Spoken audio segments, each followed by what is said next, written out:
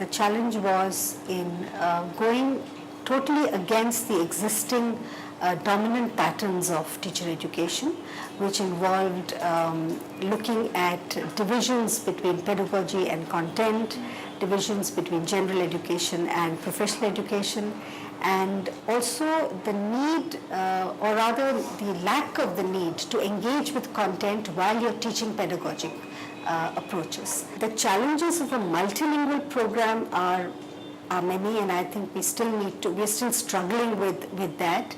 It's quite impossible to have written materials in all languages translated,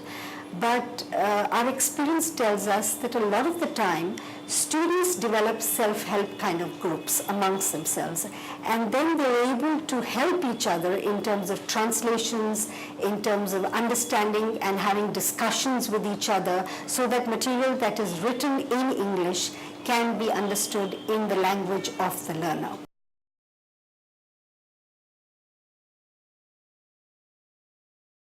What we have been able to achieve so far is also to include what I would call feminist pedagogic approaches in the entire program. So the pedagogy of transacting the curriculum itself has a gender dimension, or a gender perspective, so to speak, where collaborative learning, group work, and enabling a possibility of self-critique is built into the pedagogic process.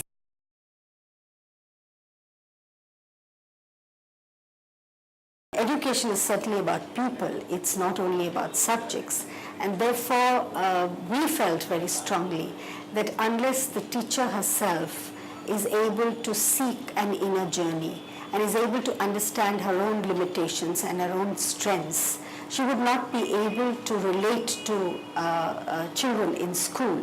I think for any professional practice, such as urban practice, we're dealing with the question of cities and their development, but ultimately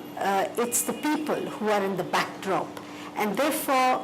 it's important that the student is given the opportunity to look at herself as a person and her position in society, and how she locates herself within the city and the kind of desired city or the kind of city that exists. And questions of dynamics of the human and the use of human space in a larger context of the city will become more real questions if we engage with questions of self-development.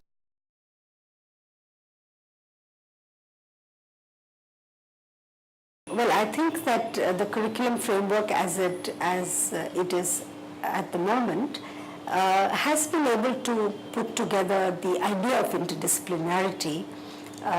fairly neatly. At the same time, I think the curriculum framework should have spaces